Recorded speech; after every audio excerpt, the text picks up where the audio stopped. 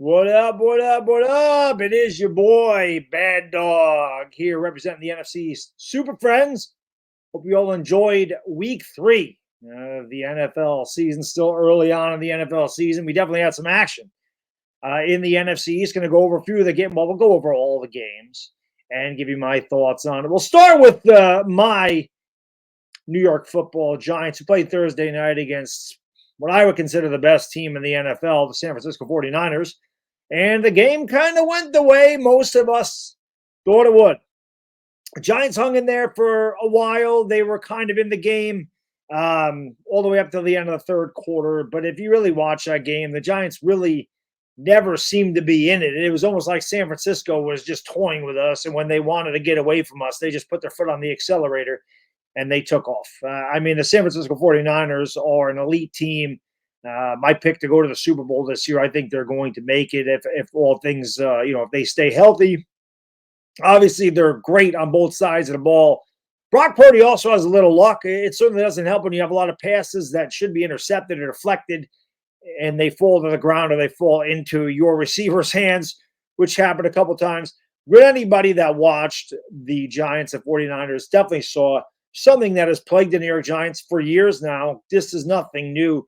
Our inability to win at the line of scrimmage. Daniel Jones under constant duress every time he dropped back pretty much to pass. We really didn't take any shots down the field, which I would have liked to have seen them at least try to take some chances, gamble, do something. You know you're not better than the Niners on paper. You know they're one of the best teams. And when you really have nothing to lose and everybody expects you to lose, especially without your running back and your left tackle, just take some shots. You don't have anything to lose. You're a 10.5-point dog. What's the worst that can happen? You throw an interception or two, big deal.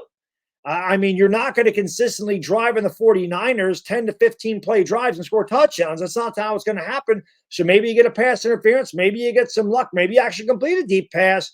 When we came back against the Arizona Cardinals, it was all spearheaded by, Jalen Hyatt's long catch to start the second half. So disappointing there. The Giants' inability to tackle was absolutely pathetic. The Niners just ran through us. Yards after contact, I don't know what it is, but it had to be over 100 yards. Every time they had, somebody hit them, the first guy never brought one of the 49ers down ever. It didn't matter if it was McCaffrey, didn't matter if it was Debo, didn't matter if it was Kittle. It didn't matter who it was. The Giants couldn't bring them down. And, pretty much you just saw a better team beat a worse team 30-12. And that's really all I got to say about it. There's not much to talk about. The better team definitely won this game. And if the Giants are going to get any better, if they're going to beat Seattle, if they're going to beat any of these teams, they're going to have to get better at the line of scrimmage. Obviously not having Andrew Thomas was a big deal, but at the same time, how much of a difference would it have made had he been there? The Giants haven't really utilized Paris Campbell. He's averaging like 4 yards a catch. It's absolutely ridiculous. The man ran a 4.31 coming out of college. The Giants don't use any speed. I don't know if this is I don't know what's happening, man. I don't. Last year, this seemed different. It seemed like we opened it up at the end of the year. This year, it seems all conservative again. I don't know who's calling the plays. I don't know what's going on. What I do know is they ain't winning games, and they ain't looking good.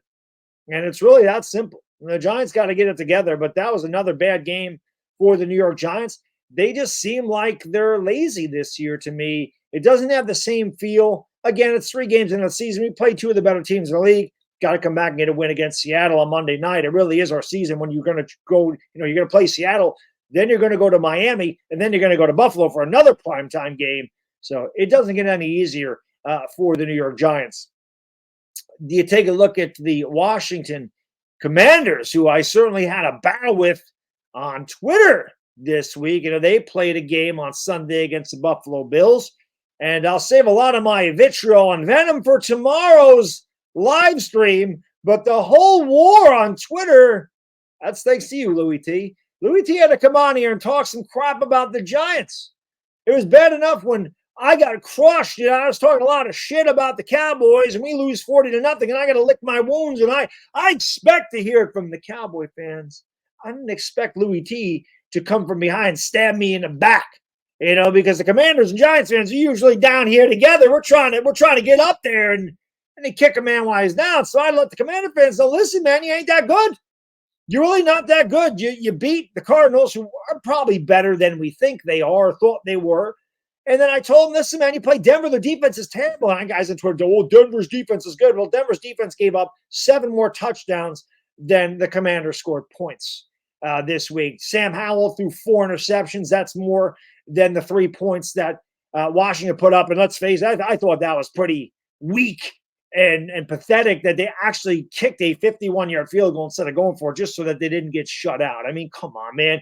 You have to at least try to score a touchdown there. But let's face it, the Buffalo Bills defense got all over Sam Howell. I believe he was sacked 9 times. They turned the ball over 5 times. And this is what happens when you play a good defense and you're a young quarterback. And it's funny because I see on Twitter, guys going at me when I said, I don't think the Commanders are that good. You're going to have to face a real team this week in Buffalo. We'll see how you do. And they didn't stack up. But it's also funny to me that a lot of Commander fans that I see now are like, oh, we got to bench Sam Howell. We got to bench Sam Howell.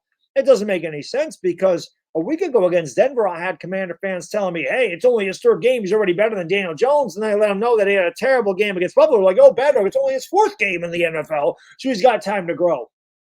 But listen, man, the Commanders got a really tough game against the Eagles. They were able to beat the Eagles last year, which is something the Giants haven't done in forever.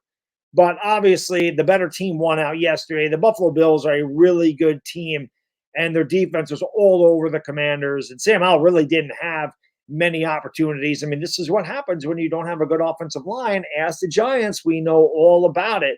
But there's no question. The better team won out. The better team dominated. Josh Allen was doing Josh Allen things. And the Buffalo Bills are well on their way, to being a contender in the AFC once again. I mean, they've been good for years, and it doesn't look like it's slowing up anytime soon.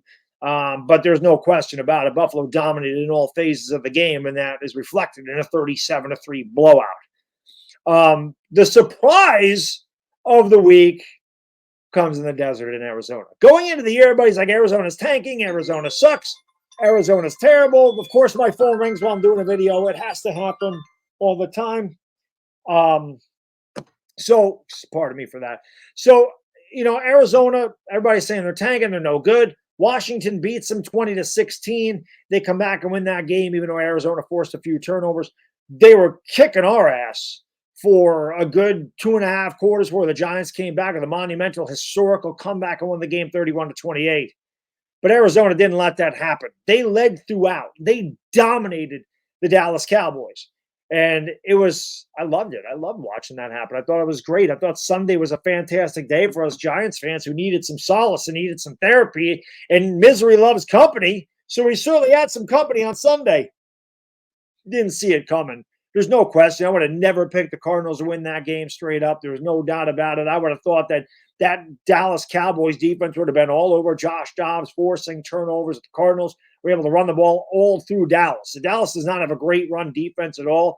And Arizona exploited that. Josh Dobbs played well. Cardinals defense was fantastic, pretty much throughout the game. And they dominated. They won 28-16, but that game was never really close. Dallas really never had an opportunity. Big shout out to the Cardinals. Now, I will say this. I know LB, my guy, Lord Brunson's, loves to kill the Cowboys. I'll be honest. I still think the Cowboys are a really good team.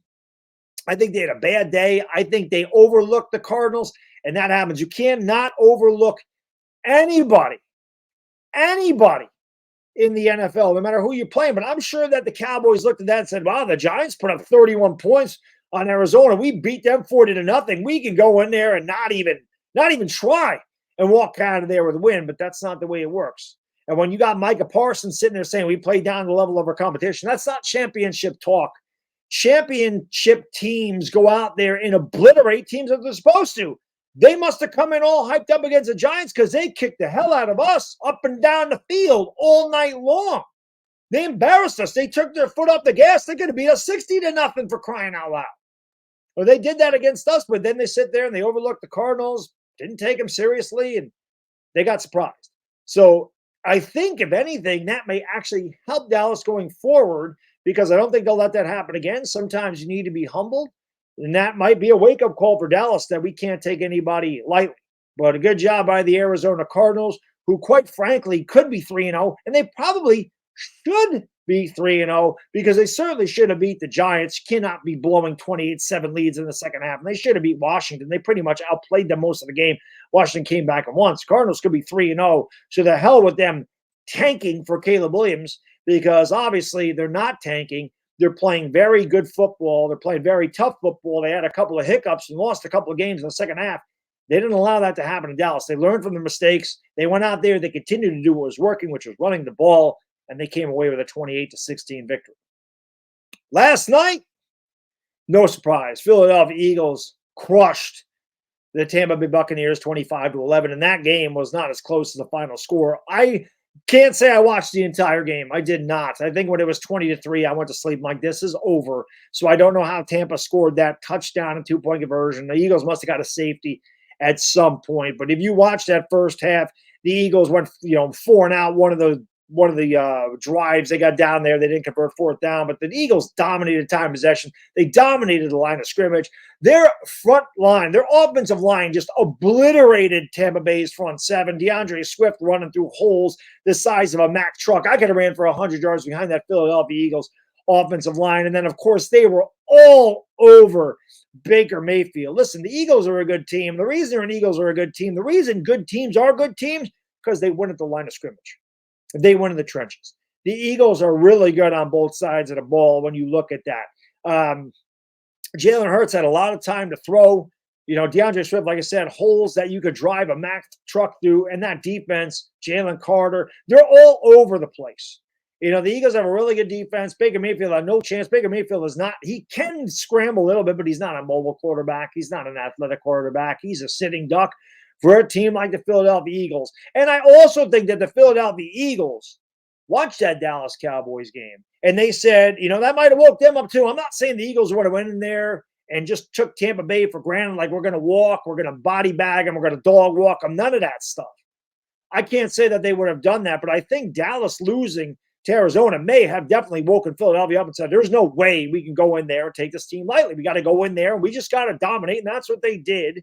They're 3-0. They're in first place in the NFC East. They're defending NFC champions, and they're well on their way. To me, I did watch the other two Eagle games this year, and by far, I thought that last night was the best that they've looked. The fact that the Eagles hadn't really played their best football, and I still don't think they played their best football last night, and the 3-0 is a bit scary if we're being completely honest with ourselves. I do believe the Eagles and Niners play this year. I'm pretty sure they do. We played the NFC West. So, yeah, Eagles and not. That's going to be a good game. Like, I want to see that. I think they're the two best teams in the NFC, and I think the Eagles and Niners are going to be a good one. The Eagles play the Commanders this week. I plan on streaming that game. I'm actually planning on streaming that because I think that'll be fun for me because, I don't like those two teams. But it's going to be a really good test, again, for Washington. The Eagles have a tremendous pass rush, and the Commanders' offensive line is not good. Sam Howell's actually been sacked more times than Daniel Jones. And I know Sam Howell can run a little bit, but that Eagle defense is tough. And Sam Howell may have a tough day. But if Washington's going to beat Philadelphia, they got to do exactly what they did last year, and they got to run the ball. They got to use Antonio Gibson. They got to use Brian Robinson. They got to get the ball out of Howell's hands fast, and they got to try to at least play even at the line of scrimmage. But it's going to be a tough row to hoe for sure. But anyway, that's my wrap-up for Week 3. If you guys are watching, thank you so much. Make sure you tune in tomorrow night because we will be live, and we'll break all this down, and we'll talk our smack. We'll have a lot of fun with the NFC East Super Friends. So enjoy the rest of your Tuesday, everybody. It's the Bad Diggity Dizzle, and I'm out. Peace.